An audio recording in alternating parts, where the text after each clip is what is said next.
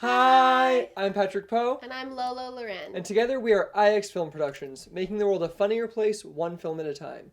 We've been making films together for the past 8 years, and along the way we've learned some tips and tricks that we thought we'd share with some people. In this video, we're going to talk about how we've lit some of our more recent films for less than $1,000.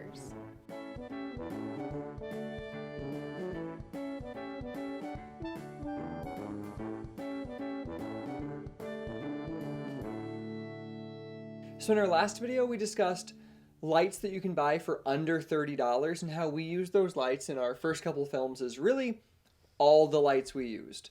Since then we've bought some newer lights, some better lights, well not newer, but some better lights, and we've still been using those preliminary lights as small ones that you can use as little trick lights or special effects lights, like our TV effect we do often. Yeah. So we'll often set up all of our lights, and then we'll set up a light near the television. That's one of those LED panels we talked about in the last video, and we'll use its dimmer switch to flick it up and down to give that television flicker effect that you'll see in our movies. We've also used them as the lights coming from a computer screen or just as a little fill light when you can't fit something bigger in. Yeah. So those preliminary lights that we bought early on are still extremely useful today, and we just thought we'd remind you of those little tricks that we'd kind of forgotten to mention in the last video. Yeah.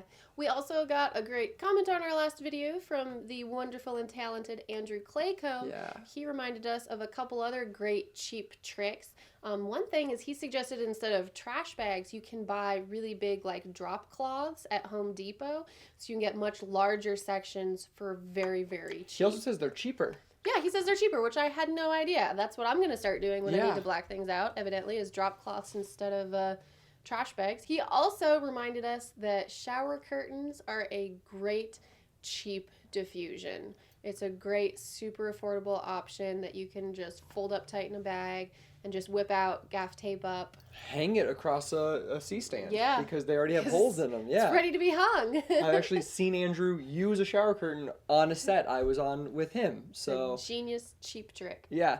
Like she said, though, a little tip about using trash bags or shower curtains, anything that you're going to tape up, please make sure you buy gaff tape. Yeah. Because if you're going to be at a location that someone's probably donating to you for your indie film, you don't want to be using duct tape or some other tape that's going to rip the paint off their wall. Or leave residue. Or leave a gross tapey residue. You want to use gaff tape. The best places we found to get gaff tape, Amazon has it real cheap.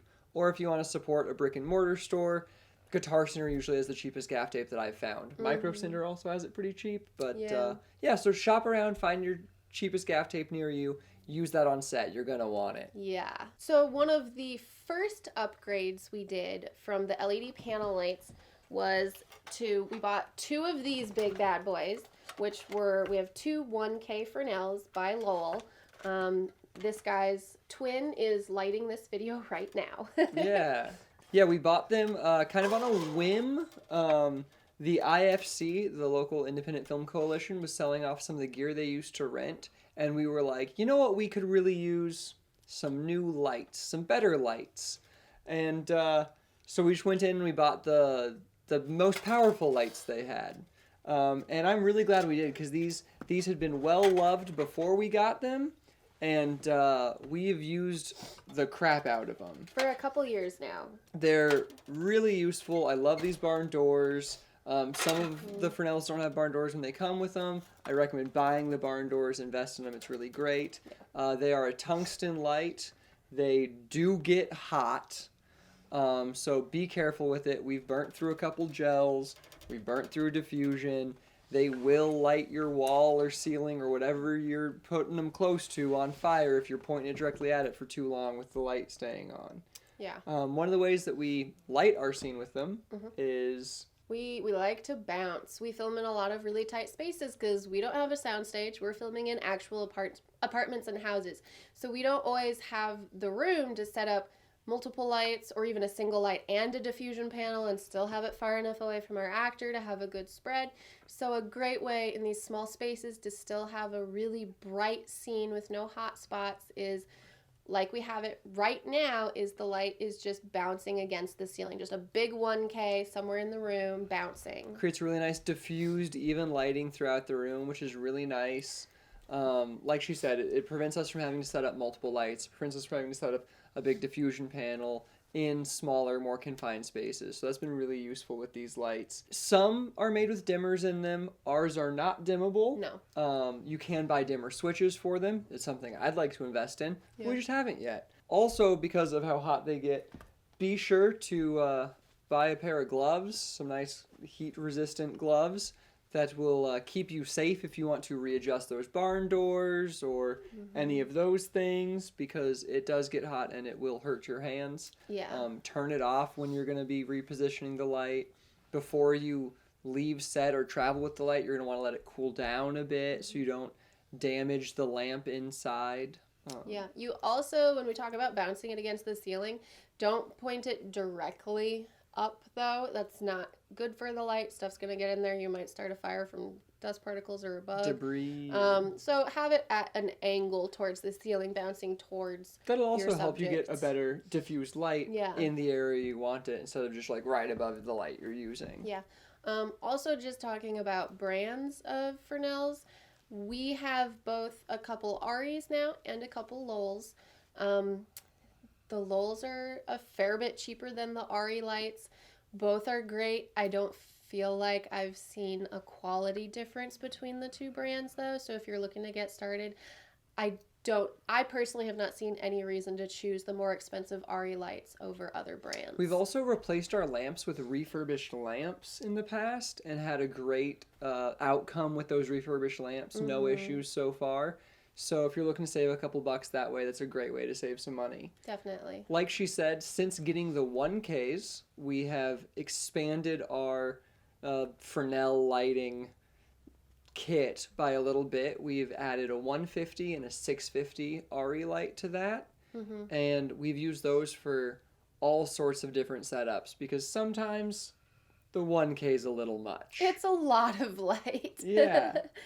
Sometimes you want just a little bit of a fill or you just want something a little smaller. And we've been able to get some really cool dramatic lighting with that 150. If you start using lights more like the 1Ks and the 650, just the Fresnels in general, they are heavier, hot lights. So you're going to want to make sure that from whatever stands you use with like the panel lights, which are very lightweight and don't get hot, you're going to want much heavier duty stands. You're going to want sandbags. You're going to want to be safe to protect your sets and your actors and your lights because they are big bad boys and you do not want to put them on tiny flimsy stands. So definitely you'll want to start upgrading your stands as well if you're upgrading your lights.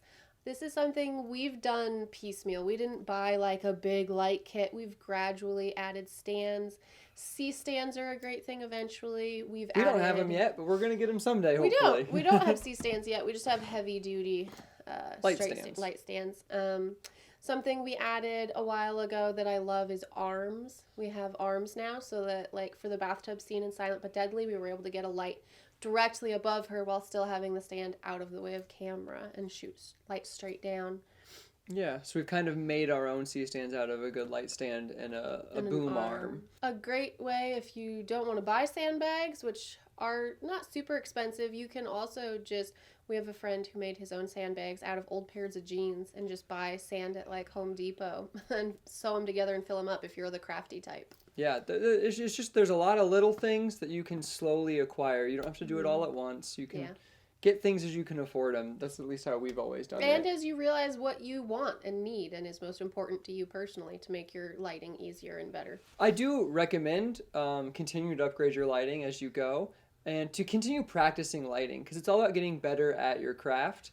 And as we bought these lights and as we improved in our lighting skills, we've had a lot of people come up to us and think, wow, did you get a new camera? What's the new camera you're using? And the truth is we're using the same camera we've been using, but we've gotten a lot better at our lighting. And we've gotten some better lights that help with that, but also just our skills as DP cinematographers have increased as we've been doing it more. So I encourage you, go film something, try something, set up a light setup, see, well, I don't like how that looks. Try to set it up different. just keep playing with it until you like what you're doing, and that's what it's all about. Yeah, just try to make it a priority, because learning to light well over equipment, even like he said, learning how to use them is going to make your footage look a million times better. So try, if you can, to have sets or get to sets early enough that you can really spend the time to experiment and figure out how different things look.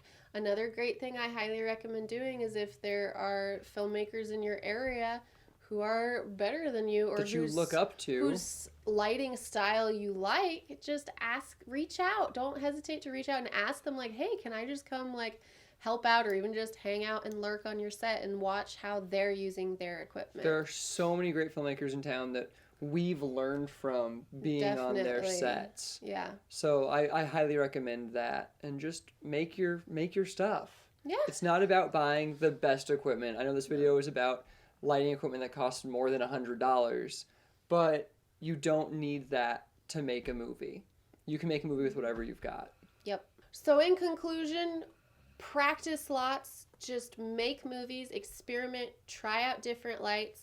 These are by no means the best lights. These are just what we've been using, what we've liked as an upgrade. Yeah, there are all sorts of other lights out there that you could be using. Who knows? Yeah, so please leave comments if there are other lights in this like middle to low price bracket you've used and liked or recommended. Please tell us. We'd love to know. If you used these lights and had a bad experience, tell us about that too. Please leave a comment. Yeah, like or comment the film that you've made with these kind of techniques. Yeah, below. We'd love to watch it. Yeah. Send us links to your videos. Definitely. Please like this video, like she said. If you enjoyed this video or other videos, please click subscribe. As well as you can watch our other videos right here. We've got some other gear videos. We've got sketches we used using these lighting techniques. Thank you so much. Bye. Great job. Good working with you.